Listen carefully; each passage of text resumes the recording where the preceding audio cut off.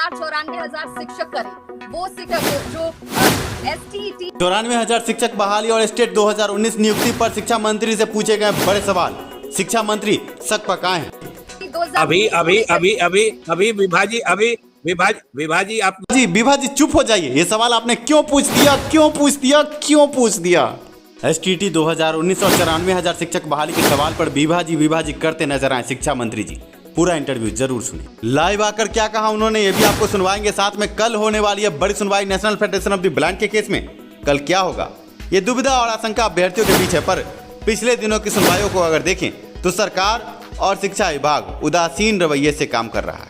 ऐसे में 3 जून 2021 की सुनवाई पर नजर हमारी बनी रहेगी। हम बात करेंगे शिक्षा मंत्री के बड़े बयान की। आज शिक्षा मंत्री आए थे लाइव, पर उनके बयानों से अभ्यर्थियों में घोर निराशा है। शिक्षा मंत्री सवालों का गोल मटोल जवाब देते नजर आए, साथ में सवालों को काटते नजर आए और अंत में उन्होंने प्रेस रिपोर्टर को ही कह दिया कि आप ही इंटरवेन कर जाइए केस में और बहाली प्रक्रिया शुरू करवाइए। स्टेट का सवाल सुनते ही शिक्षा मंत्री ने हाथ जोड़ लिए और कहा कि हम अब दूसरे लाइन पर व्यस्त होने जा रहे हैं। आप समझ सकते हैं स्टेट के मुद्दे पर शिक्षा मंत्री ने साथ रखी है चुप्पी। 3 जून 2021 को पटना हाईकोर्ट में क्या होगा, साथ में शिक्षा मंत्री के बड़े बयान। इन बयानों के बाद अभ्यर्थियों में घोर निराशा और घोर निराशा के बीच सभी इल्जाम शिक्षा सुधार रोजगार पर। 94,000 शिक्षक बहाली के अभ्यर्थियों को ऐसा लगता है कि शिक्षा सुधार रोजगार द्वारा अड़चने पैदा की जा रही, पर हम आपको ये बताना चाहेंगे कि हमारे द्वारा ही बहाली प्रक्रिया निष्पक्ष हो रही, ऑनलाइन तरीके से हो रही और पहली बार बिहार में स्टेट की परीक्षा कदाचार मुक्त हुई। आप समझ सकते हैं कि शिक्षा सुधार रोजगार ने मील के पत्थर गाड़े हैं, पर आप अभ्यर्थियों के बीच में कई तरह के ऐसे लोग हैं जो भ्रम और भ्रांति की स्थिति बनाए रखे हैं। पर हम ये कहते हैं कि शिक्षा में सुधार हो और शिक्षा सुधार को लेकर शिक्षा सुधार रोजगार तत्पर है। ऐसे में आज जो शिक्षा मंत्री ने बयान दिए हैं, पहले उन बयानों को सुनिए, उसके बाद हम आपको विश्लेषित करेंगे आगे शिक्षा सुधार रोजगार बहाली पूरा करवाने के लिए क्या क्या कर रहा है।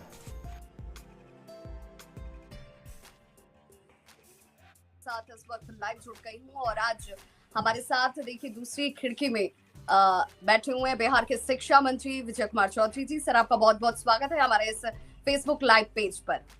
सर आपके साथ चर्चा के लिए लंबा इंतजार किया है, सिर्फ हमने नहीं, जो बिहार के तमाम बिहार वासी हैं और जो खास इस बात के इंतजार में थे कि आखिर हमारे सवालों का सही जगह से सही जवाब पहुंचे, उसके लिए ये कोशिश और आपने वक्त निकाला, इसलिए बहुत बहुत शुक्रिया आपका।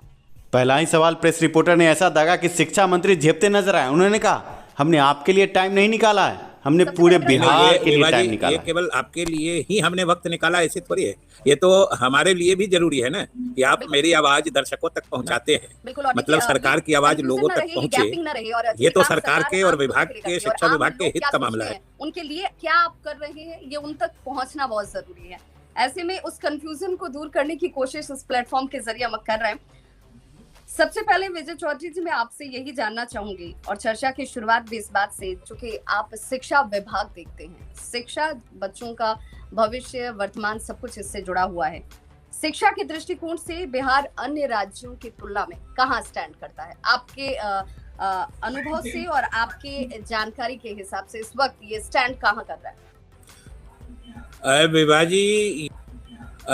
जी ये सच्चाई है और सभी को मालूम है कि शिक्षा के क्षेत्र में हमारी स्थिति उतनी अच्छी नहीं है।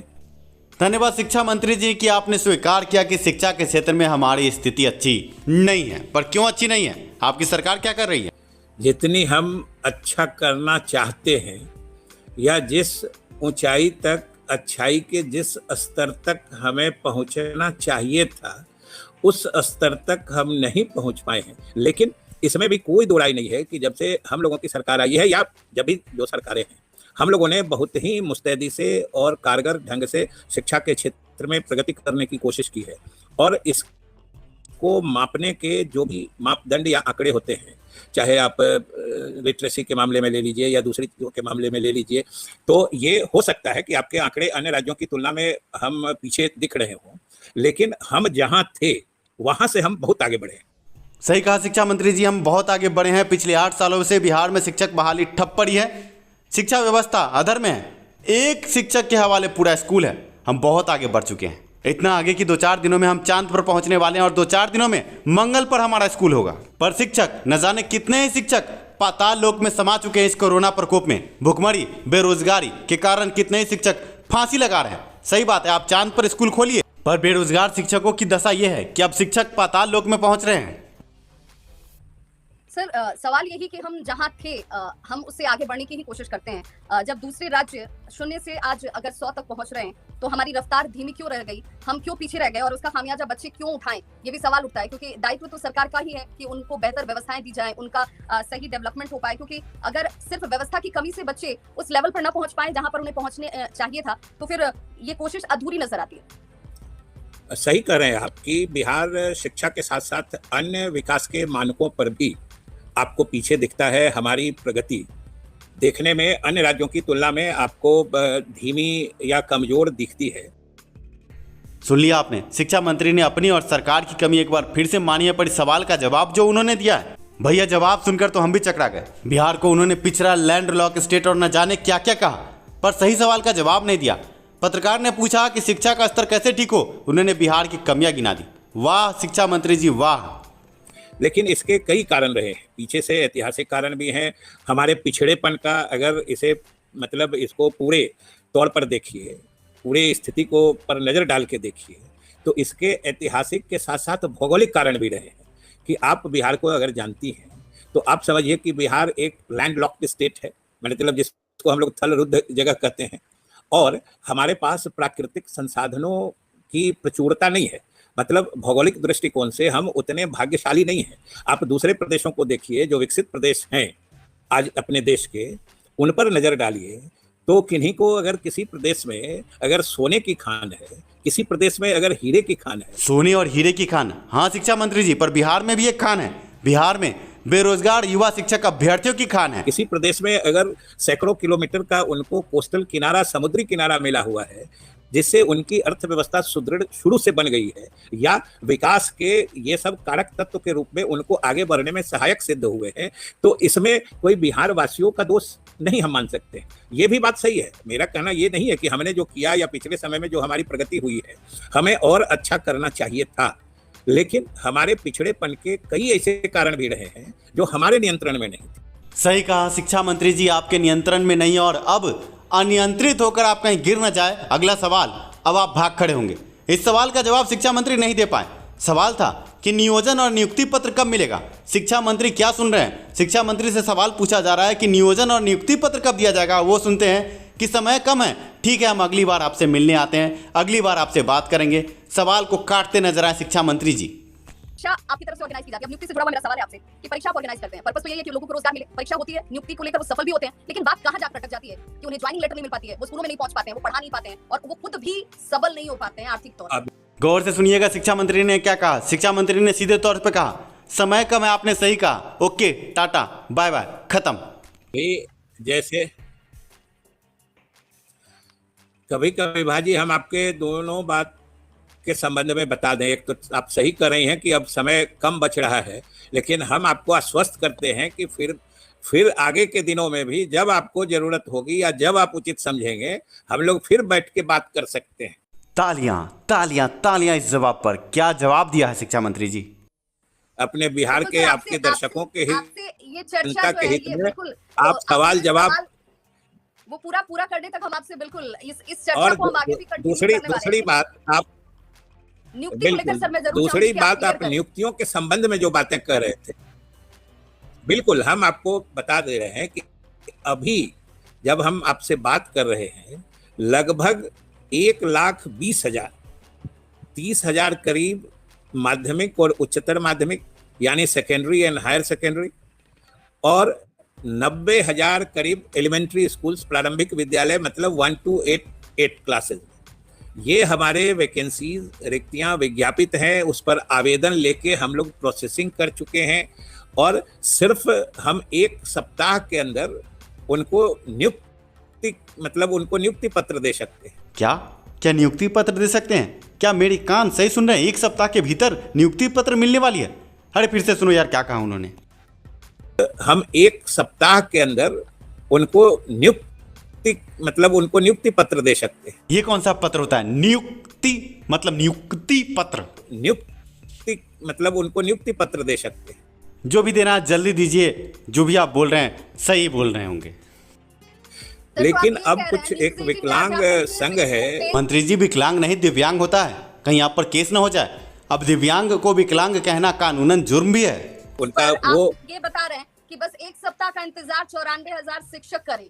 वो शिक्षक जो एसटीईटी एसटीईटी आपने सुना? एसटीईटी इन्होंने कहा। अब एसटीईटी का नाम सुनकर शिक्षा मंत्री कितने हड़बड़ाते हैं ये भी देख लीजिए। अभी अभी अभी अभी अभी अभी अभी अभी विभाजी आप जी विभा जी चुप हो जाइए। ये सवाल आपने क्यों पूछ दिया, क्यों पूछ दिया, क्यों पूछ दिया?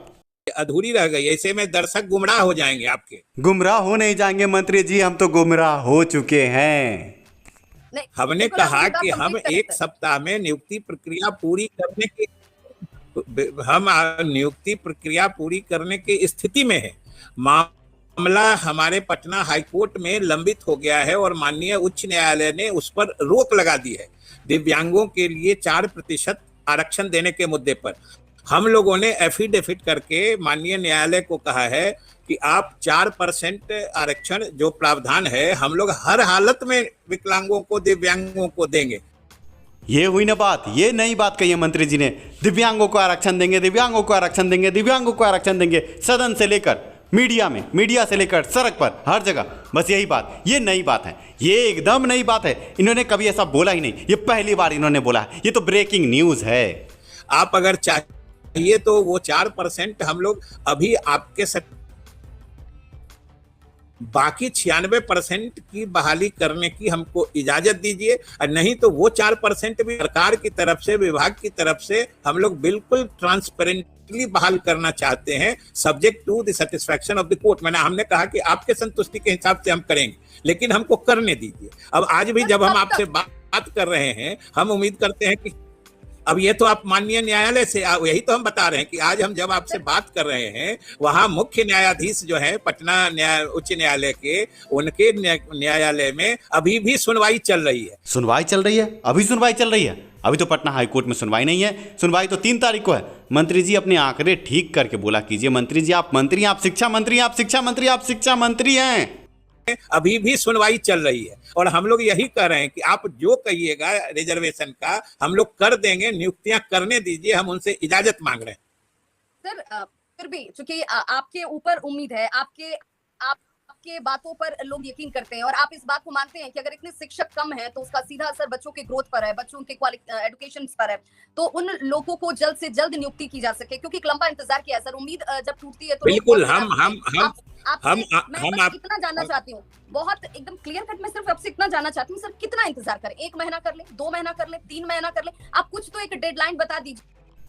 अरे आपने ये क्या पूछ दिया डेडलाइन? अब आपको भी कोर्ट में घसीटा जाएगा। योर ऑनर, इनको भी इंटरवेनर बनाया जाए, ये कहा शिक्षा मंत्री ने। शिक्षा मंत्री ने तो पत्रकार को भी कह दिया कि आप भी अब केस में इंटरवेन कर जाइए। ये शिक्षक बहाली नहीं है, ये महाभारत का युद्ध है। यहाँ पे सभी लोग अपने तीर कमान लेकर पहुंचे। कि वो भी हम तो आपसे इसमें सरकार की और विभाग की मदद चाहते हैं। कहिए तो आपको हम मुकदमा नंबर दे देते हैं, आप इंटरवेनर बन के अपने दर्शकों, बिहार की जनता की तरफ से माननीय न्यायालय से इजाजत दिला दीजिए। जिस दिन इजाजत दिला दीजिएगा 15 दिन के अंदर हम सारी प्रक्रिया पूरी कर लेंगे। न्यूज 18 की पत्रकार बिहार शिक्षक बहाली को लेकर पटना हाईकोर्ट में, ये तो ब्रेकिंग न्यूज हो सकता है। पर इन्होंने जो अगला सवाल पूछा है, फिर से शिक्षा मंत्री ने अपना बोरिया बिस्तर बांधा है। एसटीईटी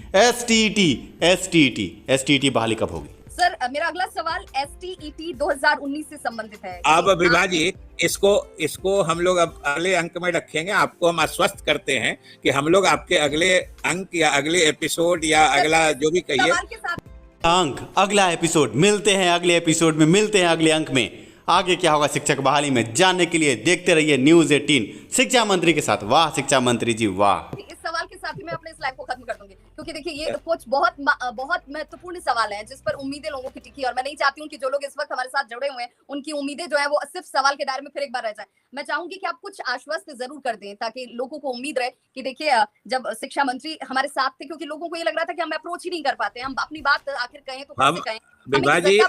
विभाजी आप मेरी तरफ से सारे दर्शकों को और उन दर्शकों के माध्यम से पूरे बिहार के लोगों को बता दीजिए कि हम सिर्फ न्यायालय की इजाजत के इंतजार में बैठे हैं। आज इजाजत मिल जाए, कल से हम बहाली शुरू कर देंगे। सर आप न्यायालय को किस ग्राउंड पर बार बार आपकी तरफ से, क्योंकि देखिए सर लोगों ने ये भी देखा है ग्राउंड आपको हम बता रहे हैं, ग्राउंड दिया जाता है, विभा जी आ जाते हैं, फिर अप्रोच में कहाँ कमी रह जा रही है, क्या विभा जी विभाग के स्टैंड को तो हमने बता दिया कि विकलांगों को जो 4% का आरक्षण का प्रावधान है उसके लिए ही मामला न्यायालय में लंबित है। हमने अंडरटेकिंग दे दिया है कि 4% हम लोग हर हालत में दे रहे हैं। उससे भी हमने कहा कि 4% कोर्ट ही मॉनिटर करके देख ले, बाकी 96% करने की इजाजत दे दे। इसलिए हम लोगों ने अपने तरफ से बहुत ही पारदर्शी तरीके से, क्योंकि आपने बिल्कुल सही कहा कि शिक्षक के बिना पढ़ाई बाधित होती है। हमारे बिहार जो शिक्षक बनने की जिनमें क्षमता है, योग्यता है और प्रतिभा है, वो लोग रिक्तियों के रहते हुए बाहर घूम रहे हैं, भटक रहे हैं। ये सारी स्थिति हम लोगों के लिए भी असह्य हो रही है और हम लोग खुद चाहते हैं। और अब शेष अगले अंक में ये आखिरी सवाल सर, आखिरी सवाल मेरा ये कि चलिए आपके इस तर्क को मैं मान भी लूं, लेकिन बहुत सारे ऐसे क्राइटेरिया हैं जहां पर अभी तक नियुक्ति नहीं, 7-8 साल हो गए सर, शिक्षक बहाल ही नहीं हुए। अब शिक्षा मंत्री अब दूसरे लाइन पर जुड़ने जा रहे हैं और इसी के साथ ये इंटरव्यू खत्म। अब हम दूसरे अब विभा जी हम दूसरे लाइन से जुड़ गए हैं। अब माफी दीजिए, फिर मिलेंगे। पर क्या आम शिक्षक अभ्यर्थी शिक्षा मंत्री को माफ कर पाएंगे? बड़ा सवाल है। कमेंट में अपने जवाब जरूर दीजिए। क्या आप माफ कर पाएंगे? हाँ के लिए यस, ना के लिए नो। और कमेंट के बाद चैनल को सब्सक्राइब जरूर करना, वो लाल वाला बटन है उसको जोर से दबाओ और साथ में बेल आइकन को भी दबाओ। इसके अलावा वीडियो को लाइक जरूर करो यार। मिलते हैं अगले वीडियो में।